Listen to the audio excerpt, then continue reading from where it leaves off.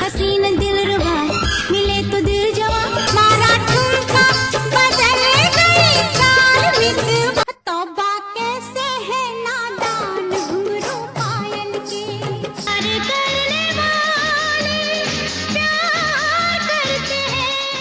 अपने दौर से आगे की पीढ़ी का प्रतिनिधित्व करती थी ये हीरोइन। एक समय बॉलीवुड में डंका बजता था इनका। खूबसूरती, एक्टिंग, डांस, नजाकत सभी हुनर थे इस अभिनेत्री के पास। इंडस्ट्री की टॉप की एक्ट्रेस में शुमार था उनका नाम।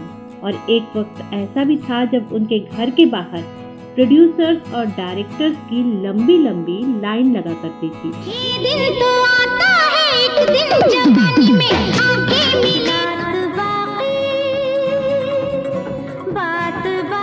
हर छोटा बड़ा निर्माता इनको साइन करना चाहता था और हर एक्टर इनके साथ काम करने को ललायित था। पर इस अभिनेत्री की किस्मत का सूरज जितनी तेजी से उगा उतनी ही तेजी से डूब भी गया। तीन अफेयर होने के बाद भी जिस अभिनेत्री के जीवन में सच्चे प्यार ने दस्तक नहीं दी, ये उसकी कहानी है। इस अभिनेत्री ने मुफलिसी में ली आखिरी सांसें, पर इसकी कहानी बेच कर एक निर्माता निर्देशक कमा रहा है करोड़ों। आखिर कौन है वो अभिनेत्री जिसको मिली इतनी दर्दनाक मौत की 3 दिनों तक उसकी लाश सड़ती रही और किसी को कोई परवाह तक नहीं थी। इनके बारे में आपको और भी बहुत कुछ बताएंगे, लेकिन उससे पहले अगर आपने इस चैनल को सब्सक्राइब नहीं किया है तो सब्सक्राइब कर लीजिए और बेल आइकॉन को दबा दीजिए ताकि हमारी सारी नोटिफिकेशन आप तक आसानी से पहुंच सके। चलता हूं मुझे जाने दो।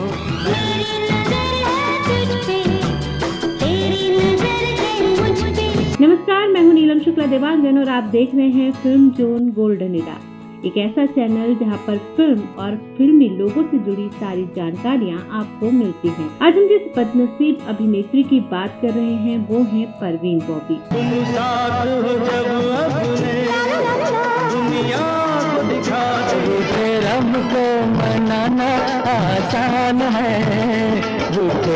70-80 के दशक की चर्चित एक्ट्रेस रही परवीन बॉबी, जो न सिर्फ अपनी फिल्मों बल्कि पर्सनल लाइफ के चलते भी खासी चर्चाओं में थी। आपको बता दें कि परवीन का नाम इंडस्ट्री की टॉप की एक्ट्रेस में शुमार था और एक वक्त ऐसा था जब उनके घर के बाहर प्रोड्यूसर और डायरेक्टर्स की लंबी लंबी लाइन लगा करती थी। परवीन बॉबी की रियल लाइफ जितनी अच्छी थी, उनकी रियल लाइफ उतनी ही विवादों से भरी थी। चाहे उनके कपड़ों का स्टाइल हो या फिर खुलेआम सिगरेट पीना, वे अपनी लाइफ बेहद बोल्ड और बिंदास तरीके से जीने में विश्वास रखती थी। परवीन का जन्म 4 अप्रैल 1949 को गुजरात के जूनागढ़ में हुआ था। परवीन बॉबी का पूरा नाम परवीन वली मोहम्मद अली खान बॉबी था। परवीन अपने माता पिता की शादी के 14 साल के बाद पैदा हुई थी। नशा जो है शबाब में शराब आखिरी 100 की 1000 की। परवीन बॉबी की खूबसूरती का अंदाजा इसी बात से लगाया जा सकता है कि 1976 में टाइम मैगजीन ने अपने कवर पेज पर उनको जगह दी थी। परवीन ने अपने करियर की शुरुआत चरित्र फिल्म से की थी। ये फिल्म 1973 में रिलीज हुई थी। इसमें वो क्रिकेटर सलीम दुर्रानी के अपोजिट नजर आई थी, लेकिन उन्हें खास पहचान मजबूर फिल्म से मिली। इसमें उन्होंने अमिताभ बच्चन के साथ काम किया था। अपने करियर के दौरान परवीन बॉबी ने कई फिल्मों में काम किया। बताया जाता है कि फिल्मों में ग्लैमरस कपड़े पहनने का ट्रेंड उन्होंने ही शुरू किया था। इंडस्ट्री में उनकी छवि एक बोल्ड एक्ट्रेस की थी। एक बार प्रसिद्ध निर्माता निर्देशक बी.आर. चोपड़ा की नजर परवीन पर पड़ी जब वे सिगरेट पी रही थी। इस दौरान वे मिनी स्कर्ट पहने हुए थे। इशारा उनसे इतने प्रभावित हो गए कि उन्होंने तुरंत अपनी फिल्म के लिए उनको साइन कर लिया। 1970 से 1980 के बीच परवीन ने दीवार, नमक हलाल, अमर अकबर एंथोनी और शान जैसी ब्लॉकबस्टर फिल्में दी। और इसी दौरान वो रीना राय के बाद दूसरी ऐसी एक्ट्रेस थी जो सबसे ज्यादा फीस लिया करती थी। फिल्मों में जहां परवीन बॉबी को अपार सफलता मिली, वहीं निजी जीवन में उन्हें निराशा का सामना करना पड़ा। कहा जाता है कि सिल्वर स्क्रीन पर उनकी जिंदगी में जितनी चमक दिखती थी, असल में वो उतनी ही अकेली थी। हालांकि वो अपनी लव लाइफ को लेकर अक्सर चर्चा में रही। मीडिया रिपोर्ट्स के अनुसार परवीन बॉबी के 1-2 नहीं बल्कि 3-3 अफेयर थे, लेकिन फिर भी उनके नसीब में अकेले रहना ही लिखा था। परवीन के कई विवाहित पुरुषों के साथ भी संबंध थे। इनमें महेश भट्ट, कबीर बेदी और डैनी डेंजोग्पा भी शामिल हैं। अमिताभ बच्चन के साथ भी उनके संबंध होने की अफवाहें उड़ी थी। शायद इसका कारण था कि परवीन ने अमिताभ बच्चन के साथ सर्वाधिक फिल्मों में काम किया था।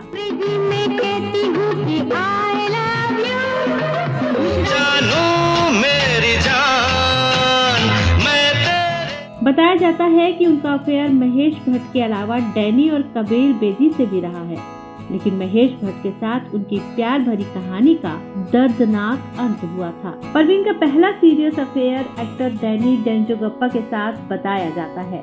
डैनी और परवीन बॉबी दोनों ही फिल्मी दुनिया के बहुत बड़े सितारे रहे हैं। जहां एक तरफ परवीन बॉबी को अपने वक्त की काफी बोल्ड अभिनेत्री माना जाता था, वहीं डैनी को अपने दौर के सबसे खतरनाक विलेंस में शुमार किया जाता था। अपने दौर में दोनों एक दूसरे को अपना दिल दे बैठे थे।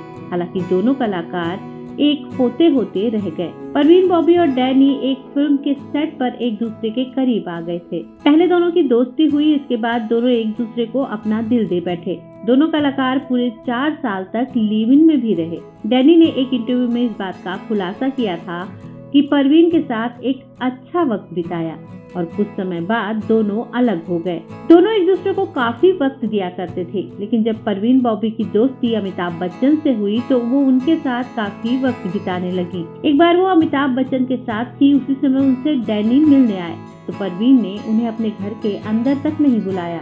परवीन बॉबी की इस बात से नाराज होकर डैनी ने उनसे अपना रिश्ता खत्म कर दिया। कहते हैं कि डैनी और परवीन बॉबी का अफेयर पूरे 4 सालों तक चला था, लेकिन इसके बाद इनका ब्रेकअप हो गया। इस ब्रेकअप से परवीन को काफी तगड़ा झटका लगा था। हालांकि कुछ समय बाद ही परवीन की लाइफ में शादीशुदा एक्टर कबीर बेदी की एंट्री हो गई थी। खून भरी मांग, कच्चे धागे और काइट्स जैसी फिल्मों से दर्शकों को दीवाना बना चुके कबीर बेदी ने 4 शादियां रचाई हैं। परवीन बॉबी के साथ उनका अफेयर गुजरे वक्त में खूब चर्चा में रहा था। कबीर बेदी और प्रतिमा की शादीशुदा जिंदगी में बिखराव की वजह अदाकारा परवीन बॉबी को ही बताया जाता है। कहा जाता है कि परवीन बॉबी से बढ़ती नजदीकियों के कारण कबीर बेदी की शादीशुदा जिंदगी में तनाव आया था। इसके बाद प्रतिमा बेदी और कबीर अलग हो गए, पर बावजूद इसके कबीर और परवीन का प्यार कभी ठोस स्वरूप नहीं ले पाया। इसकी बड़ी वजह थी परवीन बॉबी की बीमारी। कबीर बेदी ने परवीन बॉबी से अपने प्रेम संबंध पर कहा था कि ये सच है कि मैं परवीन बॉबी से बहुत प्यार करता था। वो बेहद खूबसूरत महिला थी, वो काफी बोल्ड थी, उनकी सोच ने मुझे प्रभावित किया था और इसीलिए मैं उनसे प्यार कर बैठा। लेकिन परवीन बॉबी की जो बीमारी थी, उनकी एक फैमिली हिस्ट्री भी थी। परवीन को आत्माएं दिखती थी, उन्हें लोगों पर शक होता था और उनको मर जाने का डर भी रहता था। इसके बाद परवीन अचानक वर्ष 1983 में विदेश चली गई। जब वो वहाँ से वापस आई तो लोगों ने कहा कि उनकी इस हालत का जिम्मेदार कबीर बेदी है। फिर दोनों अलग हो गए और ये रिश्ता भी ज्यादा समय तक नहीं चला और इनका ब्रेकअप हो गया। दो ब्रेकअप झेल चुकी परवीन बॉबी की लाइफ में अब एंट्री हुई फिल्म मेकर महेश भट्ट की। परवीन उस समय अपने करियर के चरम पर थी जब महेश भट्ट से उन्हें प्यार हो गया था, लेकिन महेश पहले से ही शादीशुदा थे। बावजूद इसके महेश अपनी पत्नी को छोड़कर परवीन के साथ लिव इन में रहने लगे। उन दिनों परवीन फिल्म अमर अकबर एंथनी और काला पत्थर की शूटिंग कर रही थी। कहा जाता है कि महेश के लिए परवीन घर पर एक साधारण लड़की की तरह रहती थी। देखते देखते दोनों के रिश्ते को 2 साल हो गए। 1989 में महेश भट्ट को अचानक एक ऐसी सच्चाई पता चली जिससे उनके होश उड़ गए। एक दिन जब महेश घर लौटे तो उन्होंने देखा कि परवीन फिल्म का कॉस्ट्यूम पहने घर के एक कोने में बैठी हैं। उनके हाथ में चाकू था। महेश को देखते हुए परवीन ने उन्हें चुप रहने का इशारा किया। इसके बाद परवीन ने कहा, बात मत करो, कमरे में कोई है, वो मुझे मारने की कोशिश कर रहे हैं। बताया जाता है कि पहली बार परवीन ने ऐसा कुछ किया था जिससे महेश बुरी तरह से डर गए थे। उन्होंने परवीन का ये रूप पहले कभी नहीं देखा था। इस घटना के बाद परवीन अक्सर ही ऐसी हरकतें करने लगी। डॉक्टरों को दिखाने के कुछ दिन बाद पता चला कि उन्हें सिजोफ्रेनिया नाम की मानसिक बीमारी है। उस समय परवीन कई फिल्में कर रही थी। तब महेश भट्ट उनका इलाज अच्छे से अच्छे डॉक्टर से करवाने लगे। डॉक्टर का कहना था कि उन्हें ठीक करने के लिए इलेक्ट्रिक शॉक देने होंगे, लेकिन महेश भट्ट परवीन को इलेक्ट्रिक शॉक देने के सख्त खिलाफ थे। उस दौरान परवीन के मन में ये डर बैठ गया था कि कोई उन्हें मारना चाहता है।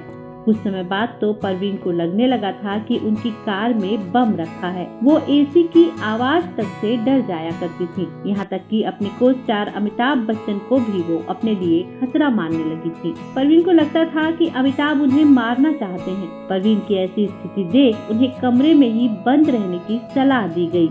उन्हें मीडिया और पब्लिक की नजरों से दूर रखना पड़ा।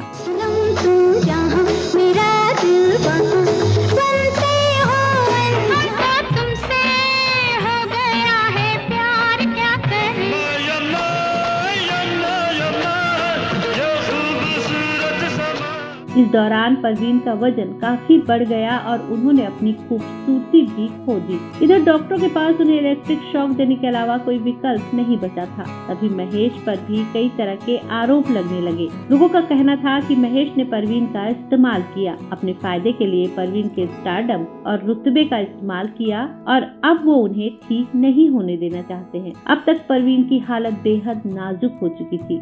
उन्होंने दवाइयाँ खाना बंद कर दिया था।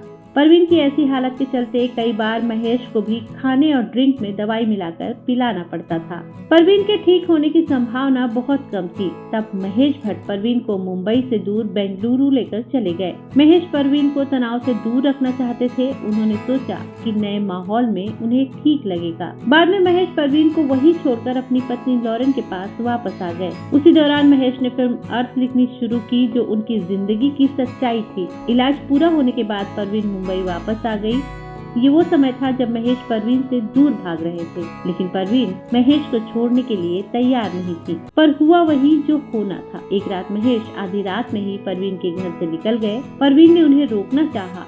आधे कपड़ों में ही वो सड़क पर दौड़ती रही, लेकिन महेश नहीं रुके। अब महेश उनके घर और जिंदगी से जा चुके थे। ऐसा कहा जाता है कि ग्लैमर की जिंदगी जीने वाली परवीन का आखिरी वक्त अंधेरे, तन्हाई और अवसाद में गुजरा। परवीन की मौत 20 जनवरी 2005 को जुहू स्थित उनके बंगले में हो गई थी, लेकिन लोगों को उनकी मौत का पता 2 दिन बाद चला। परवीन ने अपनी प्रॉपर्टी का 80% हिस्सा गरीबों के नाम कर दिया था। इसका खुलासा भी 11 साल बाद हुआ, जब उनकी वसीयत को खंगाला गया। बाद में महेश भट्ट ने परवीन बॉबी की कहानी को अपनी कई फिल्मों का आधार बनाया और करोड़ों कमाए। परवीन और उनके बीच के रिश्ते पर आधारित एक आत्मकथात्मक फिल्म अर्थ बनाई, जिसके लेखक और निर्देशक भी वही थे। फिर तेरी कहानी याद आई जैसी फिल्म परवीन की हालत पर आधारित थी। उनके और परवीन बॉबी के रिश्ते के तथ्यों पर आधारित एक और फिल्म वो लम्हे भी आई थी, जिसे निर्देशित मोहित सूरी ने किया था। पर एक सच ये भी है कि